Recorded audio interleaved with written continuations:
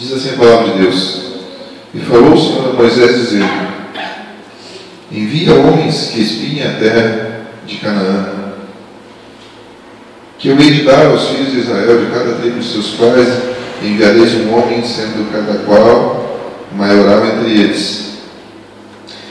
Aí lá no versículo 17, mais à frente, o Senhor diz: Enviou-os, pois, Moisés a espiar a terra de Canaã, e disse-lhes: Subi por aqui para a banda do sul, e subi a montanha, e vede que terra é, e o povo que nela habita, se é forte ou fraco, se pouco ou muito, e qual é a terra em que habita, se boa ou má, e quais são as cidades em que habita, se em arraiais ou se em fortaleza. Também qual é a terra, se grossa ou magra, se nela há árvores ou não, esforçai-vos, tomai do fruto da terra. E eram aqueles dias, os dias das primícias das uvas. Vai mais para frente aí.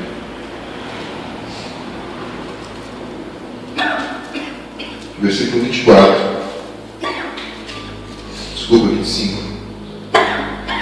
Depois voltaram de espiar a terra, ao fim de 40 dias, e caminharam e vieram Moisés e Arão e a toda a congregação dos filhos de Israel no deserto de Parã. A Cádiz, retornando, deram-lhes conta a eles e a toda a congregação, mostraram-lhes o fruto da terra. E contaram-lhe e disseram: Fomos à terra que nos enviaste, verdadeiramente mana leite e mel, e este é o fruto. Vamos mais à frente. Versículo 31 diz: Porém os homens que com ele subiram disseram: Não poderemos subir contra aquele povo, porque é mais forte do que nós. E infamaram a terra que tinham espiado perante os filhos de Israel, dizendo: A terra pelo meio da qual passamos a espiar é terra que consome seus moradores, e todo o povo que vimos no meio delas são homens de grande estatura.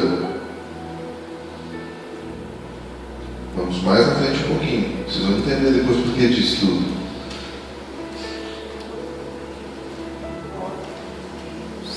Versículo 6 do capítulo 14.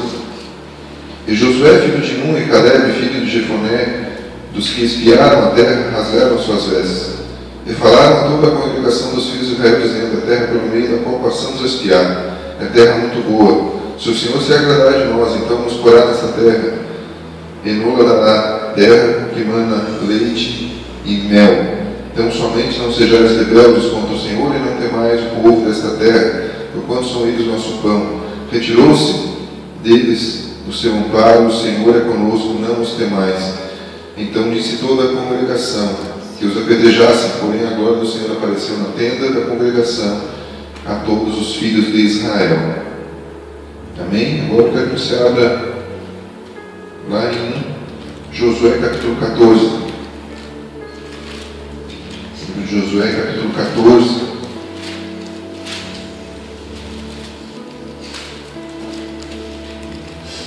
Versículo 6 em diante. Josué 14, 6 em diante. Então os filhos de Judá chegaram a Josué em Gilgal, e Caleb, filho de Jefoné, o quenezeu, e lhe disse: Tu sabes a palavra que o Senhor falou a Moisés, homem de Deus, em Cádiz Barnea, por causa de mim e de ti. Da idade de 40 anos era eu, quando Moisés, servo do Senhor, me enviou a Cádiz Barnea a espiar a terra, e eu lhe trouxe resposta como sentia no meu coração. Só até aí. Sente-se, por gentileza.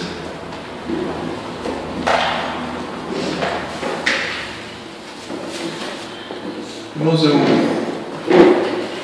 ontem não, nesta madrugada, na verdade, estava falando com Deus, estava lendo alguns textos da palavra, até tinha achado aqui um outro texto, uma outra mensagem para pregar, mas quando eu vinha vindo embora do serviço hoje no ônibus, o Senhor me fez lembrar desse camarada chamado Caleb. E eu disse: Então Deus, então eu vou na palavra para ver o que o Senhor quer falar através da vida dele. Eu quero voltar aqui na história, para nós entendermos aonde o Senhor quer chegar aqui nessa tarde conosco. A palavra de Deus lá em Números, ela fala que em certo tempo da viagem deles, Deus mandou que Moisés separasse 12 homens para espiar a terra. Talvez você já conheça essa história, mas vamos relembrar. E esses 12 homens então foram espiar a terra. Porque Moisés queria saber exatamente o que tinha na terra, como nós vemos ali, veja se ela é uma terra boa, veja que fruto tem nela, veja se as pessoas que moram nela são, quem são que moram nessa terra. Moisés queria saber para estar preparado para quando chegasse lá. E Moisés enviou então esses 12 homens lá a espiar esta terra. E como nós lemos aqui, eles foram, foi separado, vários homens ali, né, um de cada tribo, e eles foram espiar a terra. E como nós vimos aqui, eles chegaram lá, viram a terra, e realmente se deram conta de que era uma terra abençoada, uma terra que manava leite e mel, como diz a palavra de Deus. Eu acho essa palavra muito bonita. Você se referir a uma terra, se referir a algo que Deus estava providenciando o povo, dizer uma terra que mana leite e mel. Não sei, na minha mente assim, eu viajo, na minha mente imagino uma terra bonita, uma terra produzindo coisas muito boas. E eles foram lá e deram conta de que realmente a terra manava leite e mel. Era que, como nós dissemos aqui, o tempo da produção da uva, e a história conta que um cacho de uva tinha que ser carregado por 2 homens, um sozinho não carregava. Enfim, era uma terra realmente que tudo aquilo que Deus havia falado, eles deram conta ao olhar para ela, de que realmente ela era uma terra abençoada. Só que 10 deles, quando voltaram, os outros 12 lá ficaram lá observando a terra, observaram de vários ângulos, de várias partes, de vários lados, observaram tudo que tinha nela, e voltaram os 12 a prestar conta para Moisés daquilo que eles tinham visto lá. E 10 deles realmente relataram: nós vimos lá uma terra produtiva, uma terra abençoada, uma terra que realmente é aquilo tudo que Deus prometeu para nós. Porém, Moisés, nessa terra moram homens muito grandes, são guerreiros, são homens fortes, sabe? Os heteus, os amorreus, eles moram nessa terra e eles são guerreiros. Nós não vamos conseguir ganhar deles, nós não vamos conseguir tomar essa terra. E com essa palavra deles, com essa fala deles, eles colocaram no coração do povo um sentimento de que Deus estava prometendo algo que eles não iam poder tomar posse, que eles não iam poder chegar lá, que eles não iam poder entrar nessa terra. Por quê? Porque Deus havia prometido algo que seria incapaz deles entrarem lá e tomarem conta dessa terra. Mas dentre esses 12 havia 2 que tiveram uma visão diferente daquilo que os outros 10 viram. E é aí que eu quero chegar. Josué e Caleb viram a mesma coisa que eles. Viram os homens de grande estatura. Podemos transferir para essa palavra gigantes que moravam naquela terra. Viram que a terra era uma terra produtiva, que manava leite e mel. Viram que lá habitava um povo guerreiro. Mas eles viram além disso. Eles não viram só isso. Porque os 10 que não votaram disseram: nós não podemos. E eles disseram: não. Se o Senhor está dizendo que vai nos dar, então essa terra vai ser nossa. Nós podemos tomar posse dessa terra. Sabe, às vezes Deus faz promessas na nossa vida. Deus promete muitas coisas na sua palavra em relação à nossa vida. Às vezes nós ouvimos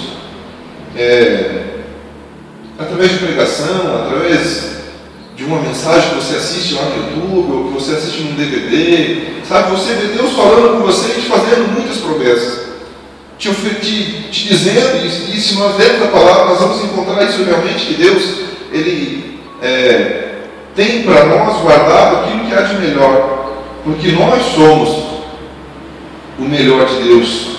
Nós não fomos criados por um estalo de dedo, nós não fomos criados somente pela palavra, não, nós somos criados pelas mãos de Deus. Então nós somos o que Deus fez de melhor nessa terra. E o que Deus tem preparado para nós realmente é o que há de melhor. Mas há um contraste nessa história, porque se Deus havia preparado uma terra produtiva, abençoada, mas a maior parte do povo acreditava que não podia tomar posse dessa terra, assim também muitas vezes na nossa vida, irmãos. Eu posso falar para vocês, e eu gosto muito de... Às vezes, assim, a gente citar testemunhos que a gente fala de outra pessoa é ruim, mas quando a gente fala da gente está falando de algo que a gente conhece.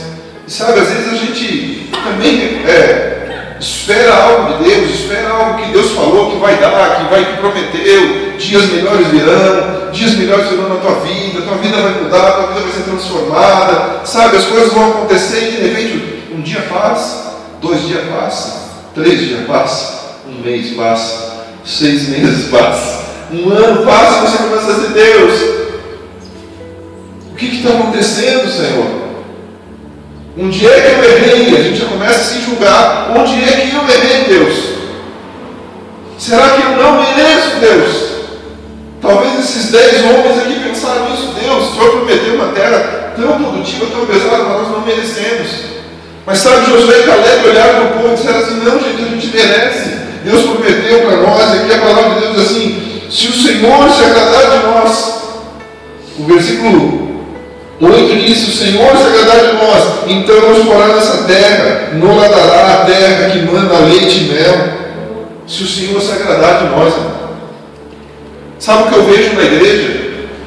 Sabe o que eu vejo no meio do povo de Deus? Gente achando que Deus é igual sal de fruta, que você joga no copo e fervesce, você toma e já está resolvido o problema. Sabe, tem muita gente na igreja que acha que Deus é instantâneo. Eu pedi e Deus fez. Mas preste atenção numa coisa, irmão. Caleb foi muito, Josué, melhor dizendo, foi muito prudente no que ele falou aqui, porque ele, Caleb, acreditava, mas ele botou um porém aqui, ele disse: se esse ser, mas, no entanto, que a Bíblia tem, quebra nós no meio. Né?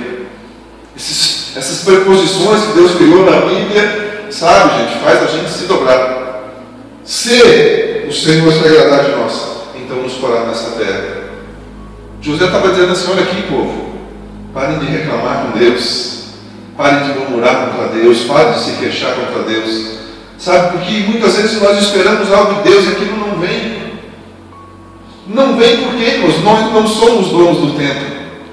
Nós não somos senhores do tempo. Não somos, aliás, se um dia nós cumprimos o salmo e dissemos, entregamos a nossa vida ao Senhor, ou como eu falei aqui no domingo passado, aceitamos a Jesus como nosso Senhor e Salvador, então nem a nossa vida mais nos pertence. Nem o controle da nossa vida mais nós temos. Ou nós damos totalmente o controle para Deus, ou nós não damos o controle e conduzimos da nossa forma. Mas se nós damos o controle da nossa vida para Deus, então é Ele que conduz. É Ele que manda, é Ele que faz, é Ele que indica o caminho, é Ele que conduz o barco. A gente tem que entregar o remo e dizer: Senhor, conduz o barco. Tem que entregar a direção do carro e dizer: Senhor, dirige o carro aí que eu vou sentar aqui no carona, aonde o Senhor for eu vou. Porque se não for assim, nós quem controla a nossa vida é nós. E se nós controlarmos a nossa vida, nós vamos querer ser Senhor do tempo. Nós vamos querer dar tempo para Deus, nós vamos querer dar tempo para Deus agir. Sabe uma coisa horrível que eu acho? Eu acho que as pessoas já estão pensando até que eu sou muito crítico, né?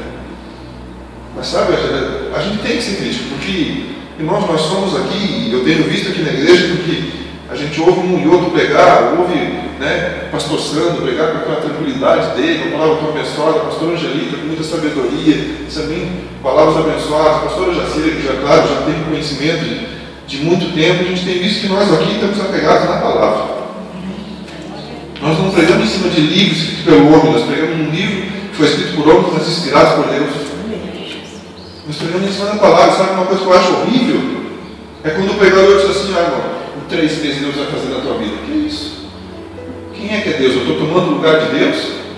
Olha aqui, ó, até o final do ano Deus vai fazer. Quem sabe é Deus, meu irmão, não é eu. Nós conhecemos um caso, né? Até novembro teu marido vai estar de volta dentro da tua casa. Passou quantos anos depois daquele novembro? Acho que uns 2, né? 3 anos passou depois do novembro que ele deu, o marido vai voltar para casa. Ele voltou. Voltou porque ela orou muito, ela buscou muito, ela, sabe, colocou muito na presença de Deus. O homem voltou, o marido voltou para casa, que era o desejo do coração dela. Mas o homem, o pastor, entre aspas, é novembro, ele está dentro da tua casa. É isso. Quem é Deus? Sabe? Josué, que foi muito prudente, ele disse: se o Senhor se agradar de nós, irmão. Se o Senhor se agradar de nós. Não é o cristianismo, a palavra de Deus não é fórmula mágica. A gente vem para a igreja e tudo se resolve, os seus problemas acabaram. Não é assim, não é uma fórmula mágica. O viver com Deus é viver, acreditar, é ter fé, é saber que, sabe, a gente tem que continuar sendo fiel, tem que continuar acreditando em Deus, mesmo que não aconteça amanhã, mesmo que não aconteça daqui a um ano. Sabe uma coisa, irmão? Vou contar uma coisa para vocês que os pastores já sabem que a gente pediu oração no dia que eu disse: meu Deus, eu estou esperando uma bênção de Deus. Desde julho do ano passado. Desde julho do ano passado, a justiça bateu o martelo e disse: é teu. Se tem direito, foi executada a sentença, o Estado perdeu a briga para mim e eu ganhei na justiça, o meu direito. Desde julho do ano passado.